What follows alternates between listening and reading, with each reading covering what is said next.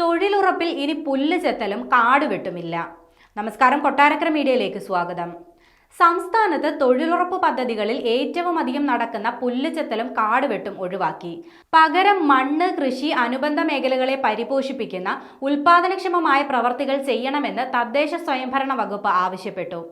നിലമുഴൽ, വിതയ്ക്കൽ, കൊയ്ത്ത്, ഭൂമി നിരപ്പാക്കൽ, തട്ടുതിരിക്കൽ എന്നിവയും അനുവദിക്കില്ല.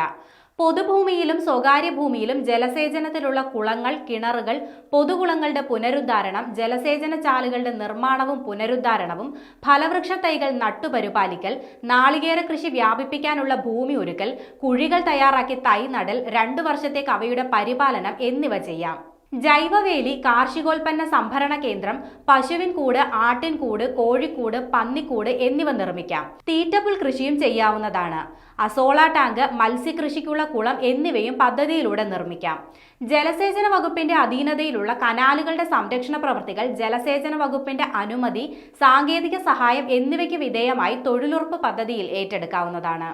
ഇത്തരം പദ്ധതി ഏറ്റെടുക്കുമ്പോൾ കേന്ദ്ര സർക്കാരിന്റെ 2024-25 വാർഷിക മാസ്റ്റർ സർക്കുലർ പ്രകാരമുള്ള വ്യവസ്ഥകളും പാലിക്കേണ്ടതാണ്.